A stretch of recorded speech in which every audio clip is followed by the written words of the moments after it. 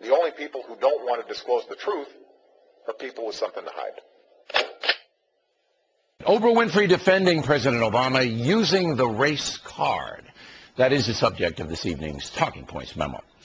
Last week, Ms. Winfrey, promoting her film The Butler in Great Britain, was interviewed by the BBC. Has it ever crossed your mind that some of the treatment that Obama and the challenges he's faced and some of the reporting he's received is because he's an African American? Has it ever crossed my mind? It's crossed my mind probably as many times as it's crossed your mind. Probably it's crossed my mind more times than it's crossed your mind. Just the level of disrespect. When the senator yelled out, "You're a liar." Remember that? Yeah, I think that there's a level of disrespect for the office that occurs. And that occurs in some cases and maybe even many cases because he's African American. Now let's analyze Oprah's take. I've known her for decades, not well, but we've spoken on occasion. As I've written, I admire Oprah Winfrey. She rose up from very humble circumstances to become perhaps the most powerful woman in the world. And she did that on pure talent. She also looks out for the kids. I've been on a program talking about protecting children. In my opinion, she is a good person. But Oprah definitely has a blind spot when it comes to politics. She, along with some others, use a racial prism when analyzing public policy. There's no question that President Bush was attacked far more viciously than President Obama has been.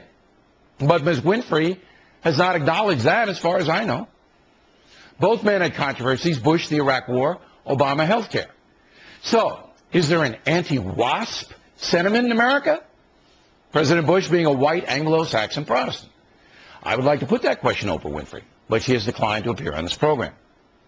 Her statement is even more erroneous when you examine recent history. This week, we are marking the 50th anniversary of President Kennedy's assassination. He was hated and vilified by some because he was a Roman Catholic. Again, the irrational hatred directed toward Kennedy, far greater than what Barack Obama has experienced. So what Oprah Winfrey is doing is making an excuse for President Obama using race. And many other committed left-wing people who truly revere the president are doing the same thing. We all know that some Americans do despise Barack Obama because of his skin color. There will always be bigots. But the number is insignificant. And I submit that Oprah Winfrey and others who play the race card can't back up their statements with any facts. The lunatic fringe will hate no matter what. But legitimate criticism of Barack Obama is not race-centric. It is based on policy. The president wants to change America. He wants to impose a big government income redistribution situation. Many Americans like me believe that will weaken the country. I have nothing personal against President Obama. In fact, he has joined with me to help thousands of wounded veterans. He's been great on that issue. But this nanny state play is causing tremendous economic problems. And that's where my criticism comes down. Finally, it is irresponsible of Oprah Winfrey, a woman of influence in this country, to say what she said to the BBC. The record shows that Mr. Obama is simply a president who is being criticized for some of his policies. And as the man himself would say, period. And that's the memo. Now for the top story tonight reaction. Joining us from Cambridge, Massachusetts, Harvard University Law Professor Charles Ogletree, who is a friend to the president. So where am I going wrong here, Professor? Well, Bill, where should I start? First of all, I love Oprah Winfrey. She's done a great job. And I think in her heart, if you heard all of her statement, I'm sure all of it will be put on the Fox network. She's talking about how things are much better than they were. But she was incensed about what happened to President Obama with comments about race.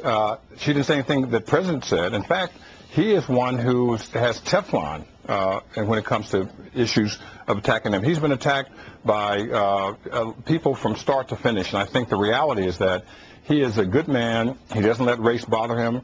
Whether people said he's not race enough, he's too much race, he ignores that and tries to do what's best for the country. And you think about it, some of these criticisms have not just been about Obamacare, and people are very critical of that. But the reality has been about everything, about whether he's a citizen, whether he was born in Hawaii, whether he's really should be someone who's a Kenyan who shouldn't be in the office. Those types of attacks keep going on. And the "you lie" is a very serious indictment. The whole idea that Joe Wilson did during the State of the Union, which never happens to any president, that was a very terrible event, because it showed you after Joe Wilson said this, what happened? His contributions increased. Right? People agreed with him. That's crazy. Well, look, here's the deal.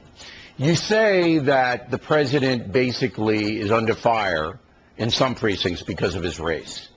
I reject that. I think it's basically a policy play. It's a policy play. That's why. Right. And you say that the Hawaii, Kenya, and you left out Muslim, you could throw that in there. Those people have been marginalized. They've been marginalized by me and others. Bill, they still exist. They still exist. Bigots always exist, Professor. You know that. You can't do away with it. But let me be more pointed to you and Oprah Winfrey. Do you deny that President Bush, the younger, was more vilified than President Obama? I do. You don't think that did you hear what the left was saying? Let me just tell you. I do think more has been thrown at President Obama, and it hasn't stuck. He's the Teflon man. He's no question about that. He's able to do that.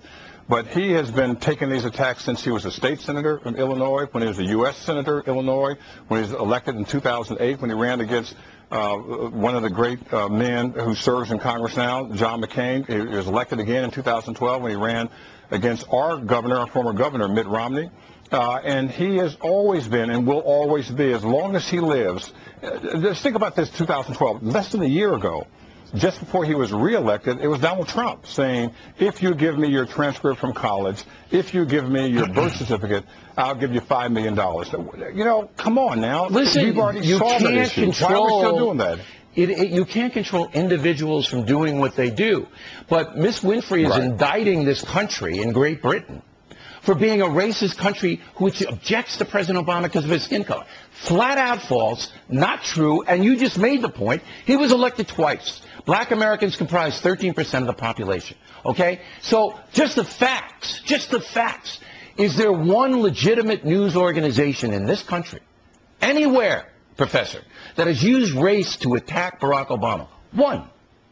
Is there? A lot of them. Give me one. Give me one. A lot of them. If you look at what has happened to President Obama from the first time he ran for office, there were ads in all of these papers about whether he was a Muslim. That has Give me nothing to do one with news organization, one that has used race to vilify the president. You can't. You can't give me any. You're pointing to kooks. You're pointing to individual kooks. You call Breitbart a kook and what he had to say before he passed away? He was a blogger. He was a blogger. Right. He worked for himself. That goes to more people than anything else. There is not an institutional bias against the president. You know there isn't. Kennedy, Roman Catholics, okay? You know what happened to him. All presidents get it.